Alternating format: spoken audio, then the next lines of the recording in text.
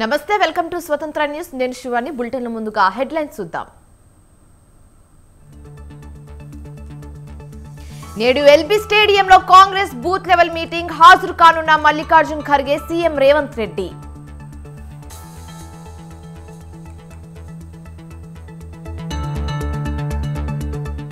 HMDA మాజీ director Shiva Balakrishna arrest 200 కోట్లకు పైగా అక్రమ ఆస్తుల గుర్తింపు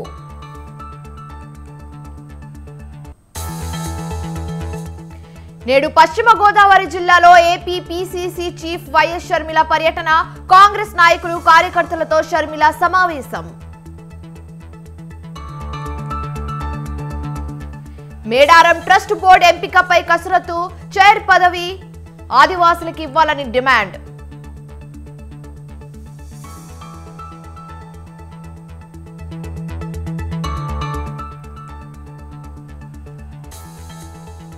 రామనామ స్మరణతో మార్మోగిపోతున్న అయోధ్య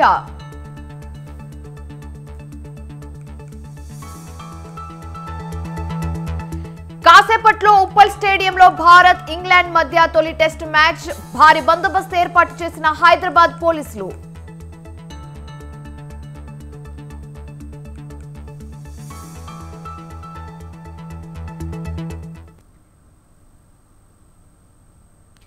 ఆదాయానికి మించిన ఆస్తుల వ్యవహారంలో హెచ్ఎండిఏ మాజీ డైరెక్టర్ శివబాలకృష్ణ అరెస్ట్ అయ్యారు. శివబాలకృష్ణకు వైద్య పరీక్షల అనంతరం రేపు పోలీసులు కోర్టులో హాజరుపరచనున్నారు. అయితే బుధవారం ఆయన ఇంట్లో సోదాలు చేయగా భారీగా ఆస్తులు బయటపడ్డాయి. 200 కోట్లకు పైగా అక్రమాస్తులు గుర్తించారు ఏసీబీ అధికారులు. అయితే 100 కోట్లకు పైగా ఆస్తుల పత్రాలు స్వాధీనం చేసుకున్నారు. ఏకకాలంలో 17 ప్రాంతాల్లో ఏసీబీ అధికారులు తనిఖీలు చేపట్టారు.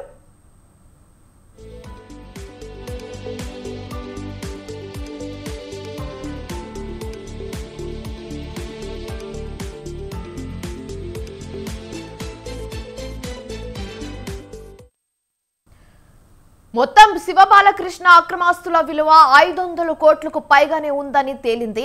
హైదరాబాద్ చుట్టుపక్కల 100 ఎకరాల భూపత్రాలు సీజ్ చేశారు. 2 కిలోలకు పైగా బంగార ఆభరణాలు, 80కి పైగా ఖరీదైన వాచ్లు, 18 ఐఫోన్లు సీజ్ చేశారు. ఏసీబీ దాడుల్లో ఇటీవల కాలంలో ఇంత పెద్ద మొత్తంలో ఆస్తులు బయటపడడం ఇదే తొలిసారి అని అధికారులు చెబుతున్నారు.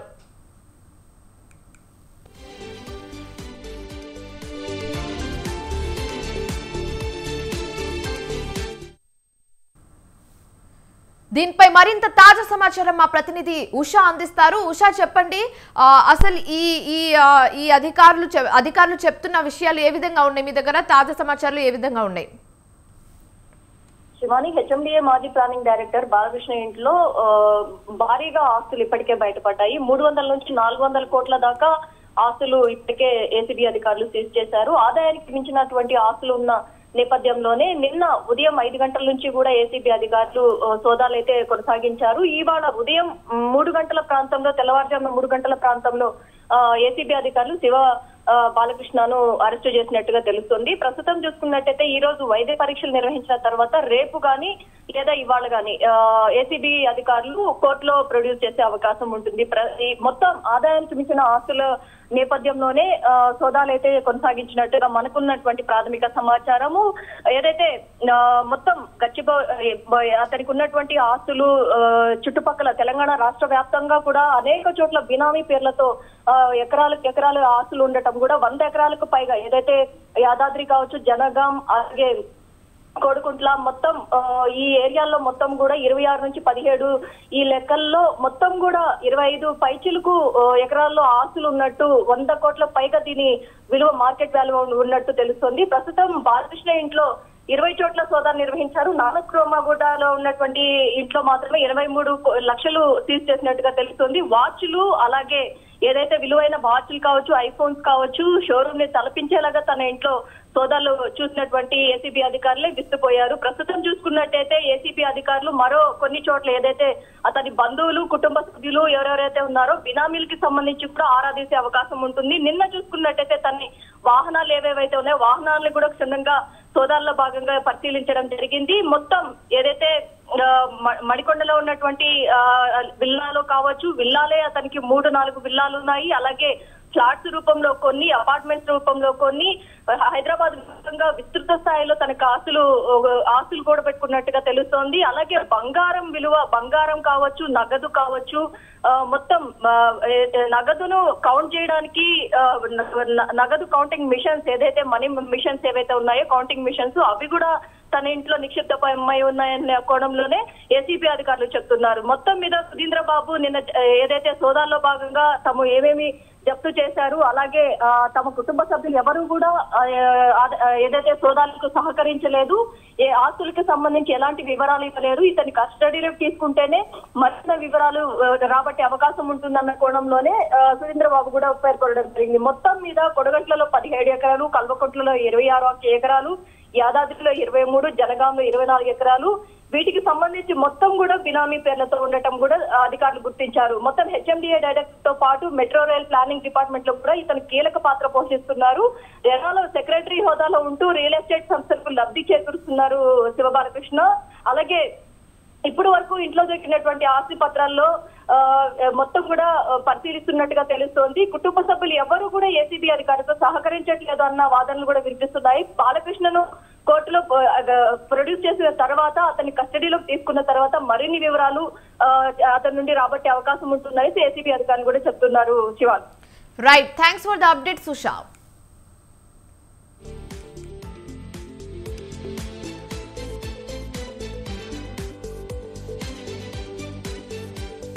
ఇక రానున్న ఏపీ ఎన్నికల్లో వైసీపీ అధిష్టానం భారీ మార్పులతో ముందుకు వెళ్తున్న సంగతి తెలిసిందే. అయితే ఈ నేపథ్యంలో ఎమ్మెల్యే, ఎంపీ అభ్యర్థుల 5వ జాబితా సీఎం జగన్ కసరత్తు కొనసాగుతున్నారు. 5వ జాబితాలో కూడా భారీ మార్పులు ఉండే ఛాన్స్ ఉందని ప్రచారం జరుగుతుంది. ఎమ్మెల్యే సీట్లతో పాటు ఎంపీ స్థానాల్లోనూ భారీగా మార్పులు ఉంటాయని వైసీపీ వర్గాలు చెబుతున్నాయి. 5వ జాబితా విడుదలవుతున్న తరుణంలో టికెట్ వస్తుందో లేదో అని కొందరు ఎమ్మెల్యేలు ఆందోళన చెందుతున్నారు.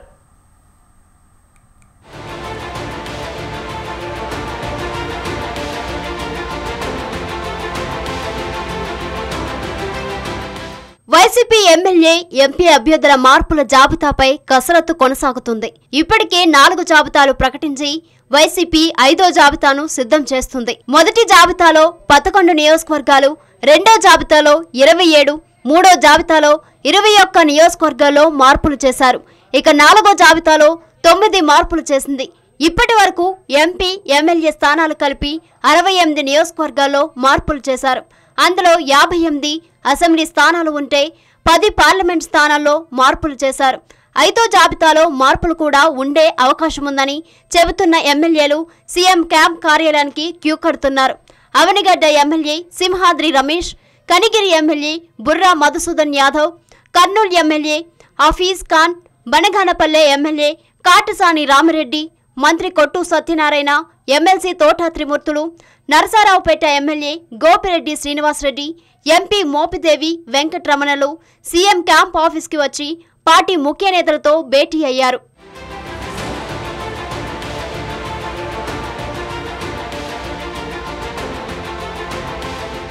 మరోవైపు MP Mopidevi Venkataramana CM camp కార్యాలయానికి వచ్చారు. గతంలో మోపిదేవి రేపల్లె వైసీపీ ఇన్ఛార్జ్గా ఉన్నారు.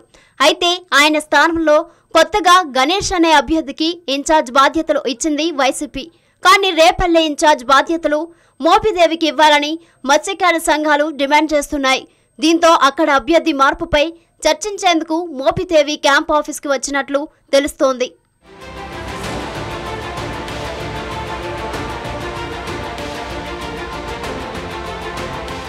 కనిగిరి సిట్టింగ్ ఎమ్మెల్యేగా ఉన్న బుర్రా మధుసూదన్ యాదవ్ ని అక్కడి నుంచి వైసీపీ అధిష్టానం తప్పించింది. కనిగిరి బాధ్యతలు నరసింహ యాదవ్ కి అప్పగించారు.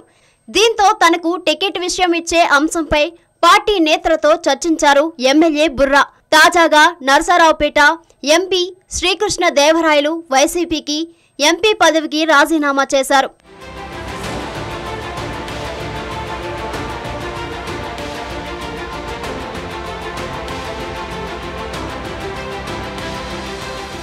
ఎంపీ రాజీనామా చేసిన నేపథ్యంలో జిల్లాలో రాజకీయ పరిణామాలపై చర్చించేందుకు క్యాంప్ కార్యాలయానికి వచ్చారు. MLA Gopireddy Srinivasareddy, Kurnool MLA seat వచ్చే ఎన్నికల్లో మాజీ ఎమ్మెల్యే ఎస్వి మోహన్ రెడ్డికి ఇచ్చే యోచనలో ఉన్నారు సీఎం జగన్. దీంతో సిట్టింగ్ ఎమ్మెల్యే హఫీజ్ ఖాన్ ని క్యాంప్ ఆఫీస్ కి పిలిచి ఇదే విషయంపై చర్చించినట్లు తెలుస్తోంది. వనగానపల్లె ఎమ్మెల్యేని కూడా మార్చే యోచనలో ఉంది వైసీపీ. దీంతో sitting MLA Katasani Rama Reddy camp office నుంచి పిలుపు వచ్చినట్లు పార్టీ వర్గాలు చెబుతున్నాయి.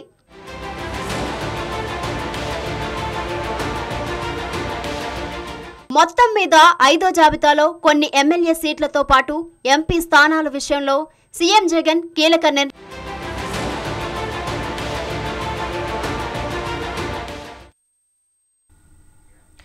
అధ్వానంగా డ్రైనేజ్ వ్యవస్థ, ఎన్నో కాలనీల్లో మురుగు కాలువలు లేని వైనం, ఇళ్ల మధ్యనే నిలుస్తున్న వృద్ధ నీరు, మురికి కూపాలను తలపిస్తున్న కాలనీలు. ఈ నగరం స్మార్ట్ సిటీ కాదు, స్లమ్ సిటీ అని నగర ప్రజలు ఆవేదన చెందుతున్నారు. వరంగల్ నగరం అభివృద్ధిపై కాంగ్రెస్ ప్రభుత్వ వైఖరి ఏంటి? ఇక్కడ సమస్యల పరిష్కారానికి సర్కార్ పెద్దలు ఏం చేస్తున్నారో అని నగర ప్రజలు చర్చించుకుంటున్నారు.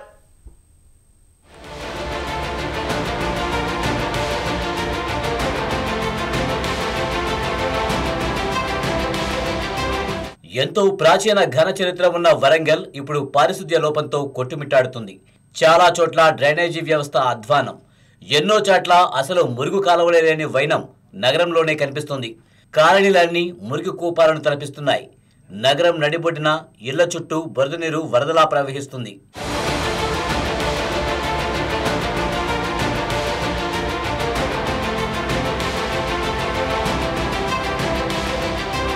ఇది గ్రేటర్ వరంగల్ 55వ డివిజన్ బ్యాంకు కాలనీ సమీపంలోని సాయి శివాని కాలేజు ప్రాంతం. గోపాలపూర్ కల్లుమండువ జంక్షన్ నుంచి భీమారం వెళ్లే మార్గంలో ఈ ప్రాంతం నెలకొని ఉంది. ఇక్కడ సరైన మురుగు కాలువలు లేవు. దీంతో పైనుంచి వచ్చే మురుగునీరు రోడ్డు మీద ప్రవహించి ఇక్కడి ఓపెన్ ఫ్లాట్లోకి చేరుకుంటుంది. నీరు వెళ్లేందుకు కనెక్టివిటీ లేదు. నీళ్లన్నీ అక్కడే నిల్వ ఉండి చిన్నపాటి కుంట ఏర్పడింది. అది కాస్త పందులు దోమలకు ఆవాసంగా మారింది. దీంతో ఆ చుట్టుపక్కల ప్రజలు రోగాల బారిన పడుతున్నారు.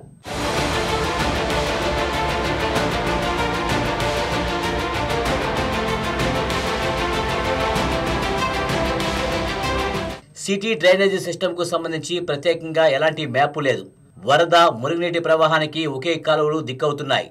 ఏటా రూపొందించవలసిన సిటీ శానిటేషన్ ప్లాన్ను ఎవరూ పట్టించుకోవడం లేదు. ఈ కారణాల వల్ల ఈ దుస్థితి తలెత్తినట్లు తెలుస్తోంది. గత బీఆర్ఎస్ హయాంలో అప్పటి సీఎం కేసీఆర్ ఈ నగరాన్ని డల్లాస్ మాదిరి అభివృద్ధి చేస్తామని చెప్పారు. మాజీ సీఎం కేసీఆర్ మాటలు నీటి మూటలయ్యాయి. బీఆర్ఎస్ సర్కారు అధికారం కోల్పోయి ప్రతిపక్షంగా మారింది.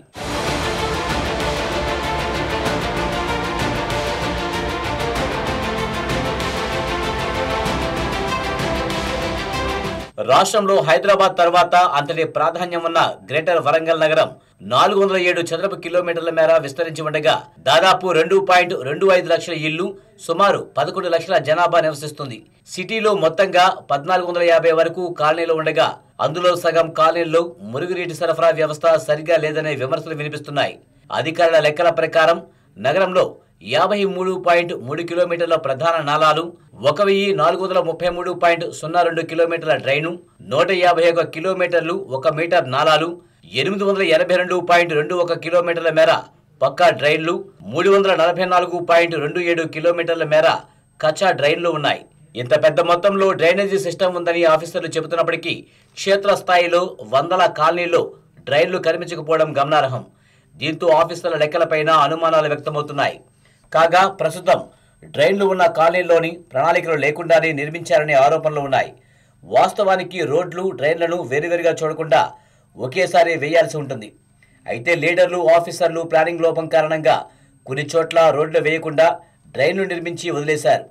దీంతో రోడ్ల కంటే డ్రైన్లు ఎత్తుగా మారి వృధాగా నీరు కాలువలోనికి వెళ్లకుండా రోడ్లపైనే నిలిచి ఉంటుంది.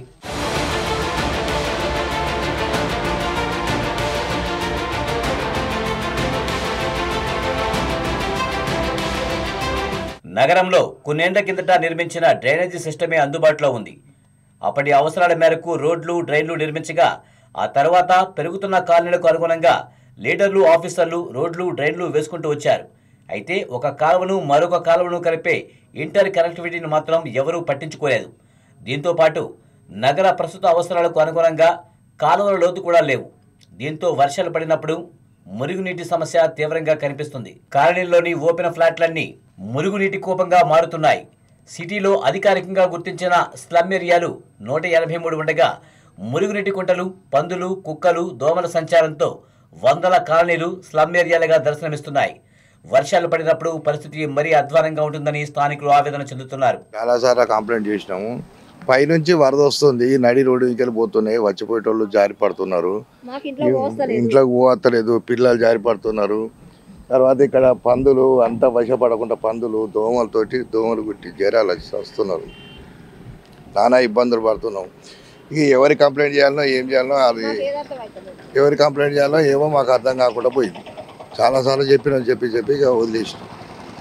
పిల్లలు జారి పడుతున్నారు, వచ్చిపోయే బండ్లు జారి పడుతున్నాయి. ఇదంతా పైనుంచి వస్తుంది వరద. నగరంలోని డ్రైన్లు, పుడికితీత, టాయిలెట్స్ తదితర అవసరాలకు సంబంధించి ప్రతి సంవత్సరం బల్దియా ఆధ్వర్యంలో ప్రత్యేకంగా సిటీ శానిటేషన్ ప్లాన్ తయారు చేయాల్సి ఉంటుంది. ఆ తర్వాత అవసరాన్ని బట్టి కొత్త టాయిలెట్స్ నిర్మించడం, డ్రైన్లు కట్టడం, డిస్టిలేషన్ చేపట్టడం లాంటి చర్యలు చేపట్టాలి. నగరంలో చివరిసారిగా 2013లో సిటీ శానిటేషన్ ప్లాన్ తయారు చేసిన అధికారులు ఇంతవరకు దాన్ని ఊసే ఎత్తడం లేదు. దీంతో సిటీలో శానిటేషన్ సమస్యలతో జనాలు ఇబ్బందులు పడాల్సి వస్తుంది. అంతేకాకుండా ఏటా 2 కోట్ల రూపాయలతో నాలాల్లో డిస్టిలేషన్ చేపడుతున్నప్పటికీ ఫలితం లేకుండా పోతుందనే అభిప్రాయాలు వ్యక్తమవుతున్నాయి.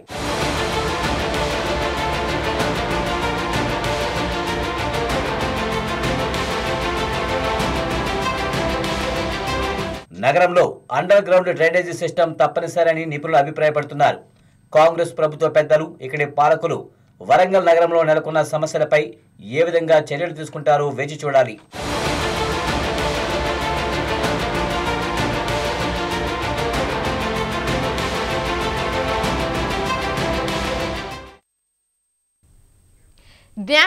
జ్ఞాన్వాపి మసీదు ప్రాంగణంలో ఆర్కియాలజికల్ సర్వే ఆఫ్ ఇండియా నిర్వహించిన సర్వే నివేదిక ప్రకారం వారణాసి కోర్టు కీలక నిర్ణయం తీసుకుంది. ఆ నివేదిక కాపీలను హిందూ, ముస్లిం పక్షాలకు అందజేయాలని ఆదేశించింది.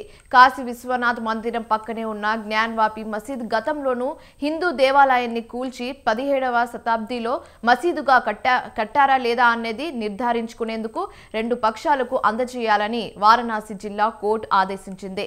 తమ వాదనను సమర్థించేదిగా ఈ నివేదిక ఉండగలదని హిందూ వర్గాల వారు ఆశాభావంలో ఉన్నారు.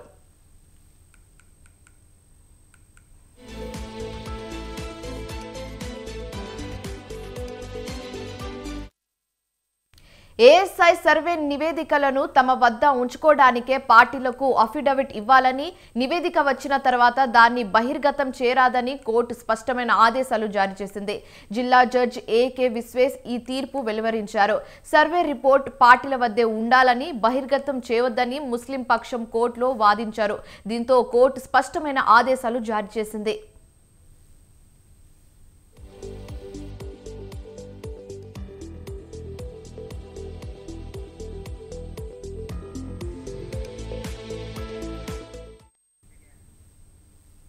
రెండు 2024 అమెరికా ప్రెసిడెంట్ ఎన్నికల్లో రిపబ్లికన్ పార్టీ అభ్యర్థిత్వం కోసం జరుగుతున్న పోటీలో న్యూ హాంప్షైర్ రిపబ్లికన్ ప్రిలిమినరీలో మాజీ ప్రెసిడెంట్ డొనాల్డ్ ట్రంప్ నిక్కీ హేలీపై ఘన విజయం సాధించారు. తన ప్రచారాన్ని ముమ్మరం చేయనున్నట్లు ప్రకటించారు.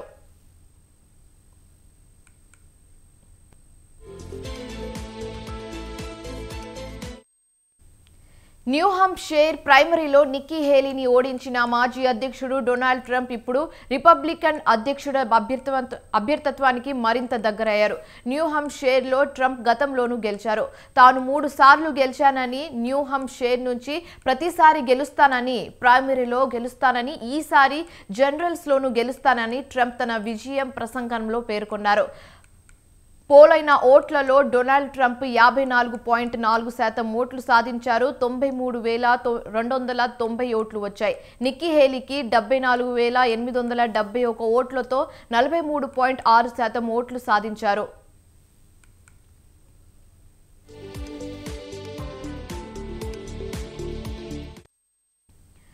2020లో ట్రంప్ న్యూ హాంప్షైర్లో గెలిచిన అధ్యక్ష ఎన్నికల్లో బైడెన్ చేతిలో ఓటమి పాలయ్యారు. ట్రంప్కు కీలక పోటీ ఇస్తున్న నిక్కీ హేలీ ఈ స్టేట్ ప్రిలిమినరీ ఓడిపోయినా తన ప్రచారం కొనసాగుతుందని, ఫైనల్ వరకు పోటీ ఇచ్చి విజయం సాధిస్తాననే నమ్మకాన్ని నిక్కీ హేలీ వ్యక్తం చేశారు. ట్రంప్తో తన పోటీ ముగియలేదని, ఇంకా సుదీర్ఘ పోరాటం ఉందని, సౌత్ కొరియాతో సహా ఇంకా 12 స్టేట్లలో పోటీ జరగాల్సి ఉందని నిక్కీ హేలీ పేర్కొన్నారు.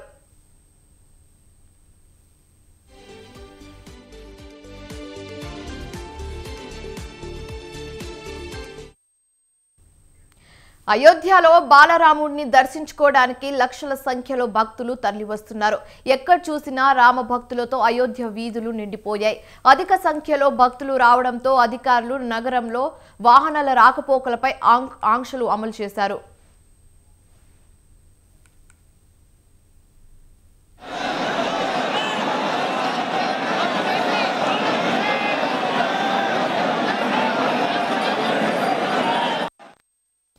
అయితే అంచనా వేసిన దానికంటే భక్తుల రద్దీ మరింత పెరుగుతోంది. ఒక్కసారిగా పెరుగుతున్న భక్తుల తాకిడితో పోలీసులు భారీ బందోబస్తు ఏర్పాటు చేశారు. ఎలాంటి అవాంఛనీయ సంఘటన చోటు చేసుకోకుండా అధికారులు సీసీటీవీల ద్వారా ప్రత్యేక పర్యవేక్షణ నిర్వహిస్తున్నారు.